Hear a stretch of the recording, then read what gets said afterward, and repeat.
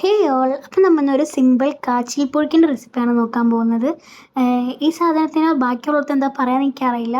So നിങ്ങളുടെ നാട്ടിൽ ഇതിന് എന്താ പറയുന്നതെന്നുള്ളതൊന്ന് കമൻറ്റ് ചെയ്യൂ കേട്ടോ. ഫസ്റ്റ് നമ്മൾ അതിൻ്റെ തൊലിയൊക്കെ കളഞ്ഞ് ക്ലീൻ ചെയ്തെടുത്തു. പിന്നെ ഇതിങ്ങനെ അത്യാവശ്യം ഈ ഒരു വലുപ്പത്തിൽ കട്ട് ചെയ്തു. പിന്നെ കുറേ വാഷ് ചെയ്തെടുത്തു. നമ്മൾ ഒരു 3-4-5 വട്ടമൊക്കെ വെള്ളത്തിലിട്ട് നന്നായി വാഷ് ചെയ്യണം, എന്നാലേ അഴുക്ക് ഫുള്ളായിട്ട് പോവുള്ളൂ. പിന്നെ നമ്മൾ ആവശ്യത്തിനുള്ള ഉപ്പ് ചേർത്ത് കൊടുത്തു.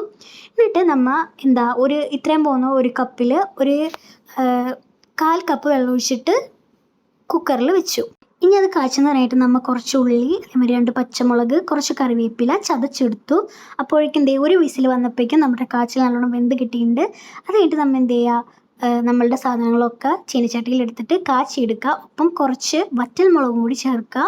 ശേഷം അതൊന്ന് മൂത്ത് കഴിയുമ്പോൾ നമ്മൾ വേവിച്ച് വെച്ചിരിക്കുന്ന കാച്ചിലും കൂടി ഇട്ട് കൊടുത്ത് നമ്മളെ റെസിപ്പി ഇവിടെ റെഡിയായി. വളരെ ടേസ്റ്റിയാണ്. ഈവനിങ്ങിനൊക്കെ ചായക്കൊക്കെ പറ്റിയ ബെസ്റ്റ് റെസിപ്പിയാണ്. സോ ഇത് മേടിക്കാനൊക്കെ കിട്ടണമെങ്കിൽ എല്ലാവരും ട്രൈ ചെയ്ത് നോക്കിയിട്ട് റിവ്യൂസൊക്കെ അറിയിക്കണം. അപ്പോൾ അത്രേ ഉള്ളൂ. Thank you.